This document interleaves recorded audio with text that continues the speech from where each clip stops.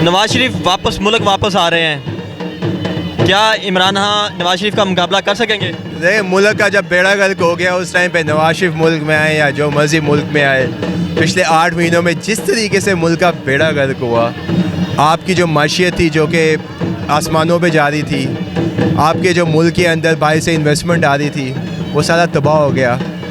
और इस टाइम पे नवाज शरीफ साहब 8 से 8 महीने पहले वापस आते तब तो उनका कोई सियासी डिसीजन होता।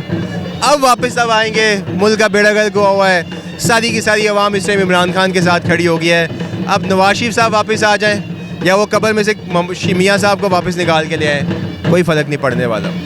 क्या इमरान खान नवाज शरीफ का मुकाबला कर सकेगा? मैं आपको बता रहा हूँ, चाहे नवाज शरीफ साहब आ जाएं, चाहे अपने वालिद साहब को कब्र से निकाल के ले आए, अब कोई फ़र्क नहीं पड़ने वाला। आपने मुल्क की तबाही कर दी, मुल्क का बेड़ा गर्क कर दिया।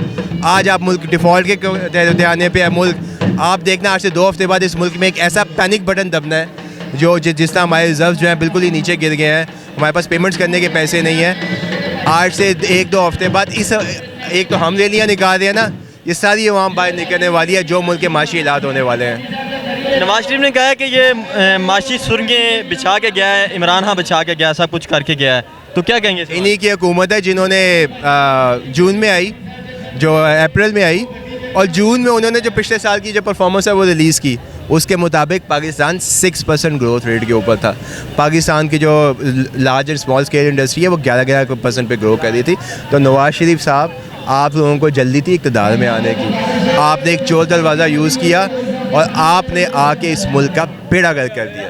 अच्छा, 5 अरब रुपया इलेक्शंस के ऊपर ख़र्चा आना है, पाकिस्तान पहले ही माशी तौर पे कमज़ोर है, तो क्या इनको बैठना नहीं चाहिए इमरान खान को, नवाज शरीफ के साथ बैठें, कोई डायलॉग करें ताकि कोई इकोनॉमिकली हम मजबूत हों, उसके बाद इलेक्शन में जाया जाए? माशियत सिर्फ एक बुनियाद पे चलती है, वो होती है स्टेबिलिटी।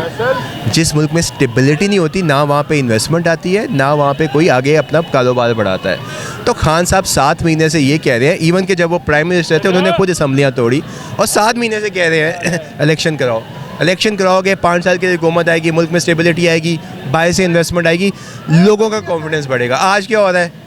आज इन्वेस्टर नहीं आना चाहता। क्यों आए? क्योंकि पता ही नहीं है, ये 6 महीने की गवर्नमेंट है, स्ट्रॉन्ग वीक फुटिंग पे ये गवर्नमेंट खड़ी है, इन्वेस्टमेंट आनी नहीं है अपने मुल्क में, कारोबार नहीं करना। तो ज़रूरी है इलेक्शन हो, स्टेबल गवर्नमेंट है, जो मर्जी गवर्नमेंट है, जिसको आवाम पिक करती है वो वाली गवर्नमेंट है। स्टेबिलिटी आएगी तो पाकिस्तान आगे चलेगा, नहीं तो पाकिस्तान तरक्की नहीं करेगा।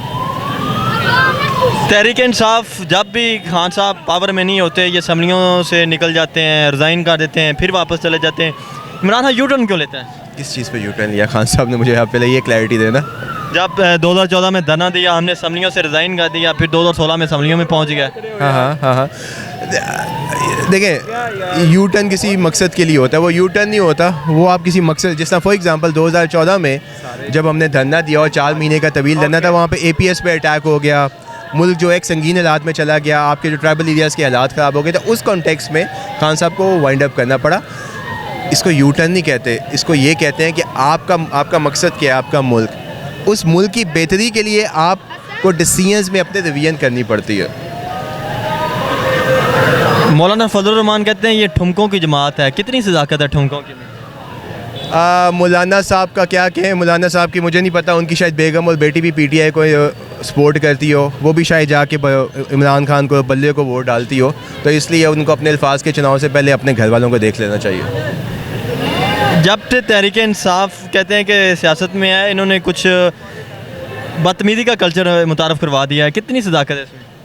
वो पीली टैक्सी, ठीक है, वो हम तो नहीं कहते थे, ठीक है, वो जो इन्होंने 90s में शुरू कर दिया था, वो एक दूसरे को गालियाँ निकालना 90s में शुरू कर दिया था, हम तो नहीं करते थे। आज क्योंकि सोशल मीडिया आ गया है, आवाम जो है सोशल मीडिया पे इनको गालियाँ निकालती है इनकी करतूतों की वजह से, तो ये कहते हैं कि ये जो आवाम है ये भी PTI है, तो ये उसके साथ मंसूब कर देते हैं। इस मुल्क में फाशी का, गंदगी का, गालियों का कल्चर निकालने वाली ये खुद नून लीग है। कौन है जिसने PDM को इकट्ठा कर दिया, तमाम सियासी जमातों को? इकट्ठा तो इन्होंने किया। खान साहब जा रहे थे एनर्जी डील करने रशिया के साथ, जहाँ पे वो चाहते थे कि हमारे मुल्क को एक सस्ता तेल मिले, सस्ता तेल मिलेगा, आपके मुल्क में महंगाई भी कम होगी। आपका जो मुल्क है जिसके रिज़र्व, डॉलर के रिज़र्व ख़त्म होते जा रहे हैं, उन रिज़र्व्स पे भी कम इम्पैक्ट आएगा। उसलिए रशिया के उनके साथ एक सस्ते ऑयल पे डील करने के लिए अमेरिका को पसंद नहीं आया।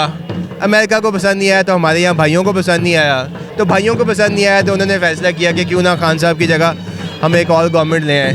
तो आज इस मुल्क को बेसिकली इस मुल्क का कबाड़ा करने वाले, नुकसान करने वाले जो इस टाइम पे हुकूमत कर रहे हैं वो नहीं है, जो इनको लाने वाले हैं वो हैं। सर बारा साहब बताइएगा कि इलेक्शन आज आपके कामों पर जोर है, कितना रश देखते हैं, क्या लोगों का जोश जज्बा देखते हैं? आप देख लें कि इस वक्त PP 161 में तहद नज़र गाड़ियों की लाइनें लगी हुई हैं, मोटरसाइकिलों की लाइनें लगी हुई हैं और बेशुमार जो मेरे हल्के की आवाम है वो इस वक्त यहाँ मौजूद है। और ये वो आवाम है जो इमरान खान से इतनी मोहब्बत करती है कि क्योंकि इमरान खान इन गलियों में सबसे पहले जब 2010 का इलेक्शन हुआ था इस गली गली में फिर चुके हैं, एक एक बंदे को वो जानते हैं, ये सब वर्कर उनके साथ मोहब्बत करने वाले हैं। और मैं समझता हूँ इस कौम का इस वक्त जो मुतालबा है वही इमरान खान का मुतालबा है कि इलेक्शन कराओ और मुल्क बचाओ। इसकी वजह देखें कि मुल्क अब जो है अंधेरों में धकेला जा रहा है, मैशत डूब रही है, मुल्क डिफ़ॉल्ट होने जा रहा है और उसके अलावा कोई पूरी दुनिया में कोई मुल्क जो है इस इम्पोर्टेड हुकूमत के साथ बात करने को तैयार नहीं है। IMF जो है वो इनके साथ डील करने को तैयार नहीं है। तो इसलिए इस मुल्क के अंदर इलेक्शन ही वाद हल है जिससे मुल्क स्टेबल हो सकेगा और इंशाअल्लाह आगे इमरान खान की क़ियादत में 2 तिहाई के साथ, 3 तिहाई के साथ बल्कि मैं कहूँगा कि आवाम जो है वो इमरान खान को अपना वज़ीर-ए-आज़म मुंतखब करेगी और मुल्क को बेहतरी की तरफ लेके चलेगी। अच्छा बारा साहब, मियां नवाज शरीफ साहब की वापसी की खबरें हैं, उनके इस्तकबाल के लिए क्या तैयारियां कर रहे हैं आप? उसका इस्तकबाल जो है वो आवाम को खूब ही पता है, आवाम को उसने कैसे करना है। एक चोर और मुल्क को लूटने वाले का जो इस्तकबाल होना है वो अब उनको भी पता चल चुका है। मुझे नहीं लगता कि उसे वो पाकिस्तान में लाएंगे। अगर लाएंगे तो अवाम का जो है गुस्सा वो गम और बढ़ेगा और इंशाअल्लाह इमरान खान उससे ज़्यादा ताकत के साथ दोबारा आएंगे।